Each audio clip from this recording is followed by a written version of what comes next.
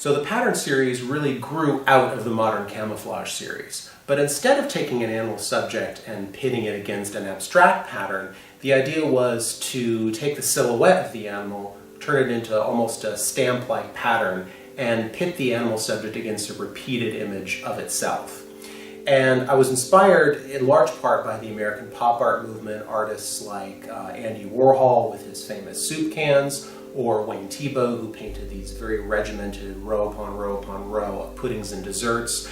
Artists that were really focused on taking elements of sort of consumable pop culture and exploring these as subjects for art. What intrigued me as someone who loves animals and wildlife but wants to portray them in art, not just as isolated things that exist out in nature, but as creatures that we share our planet with and interact with on a daily basis, I thought this concept was a great opportunity to champion some of the animals that have a huge role in the world economy, jobs, food supply.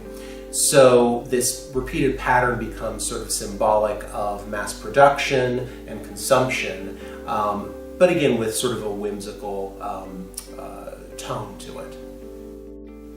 So I've always loved pigs. I don't know if this was a thing in the UK, but in the US there was a craze in the 1980s where miniature pot-bellied pigs first became available on the pet trade.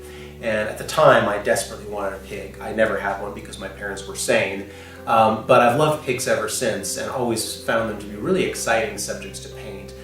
They're very animated, they're very interesting to watch, and I really fell in love with this large black sow on a visit to Cotswold Farm Park.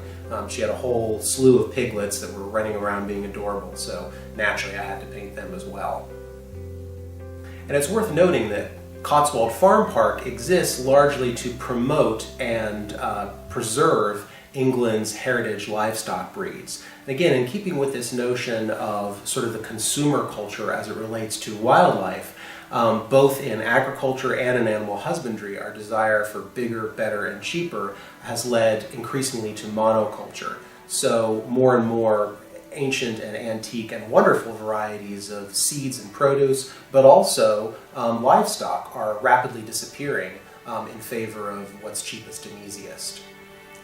So doing a series of paintings that highlight livestock and the importance of livestock became really important to me. So I've spent quite a lot of time in rural and agricultural areas of England, very little time actually in the cities, and I really can't think of any image that communicates how much I love England more than these beautiful expanses of endless green dotted with white sheep. So this notion of white on green, which is incidentally the title of this painting, really became something that I wanted to explore in a painting. And sheep are great subjects too. I don't have quite the history with them that I have with pigs, but they're wonderfully charismatic, they're very interesting to watch, they have great attitudes. And I'm far more likely to paint an animal subject that I think has an interesting attitude than one that's simply pretty. That's really more of what animates me as an artist, is portraying attitude.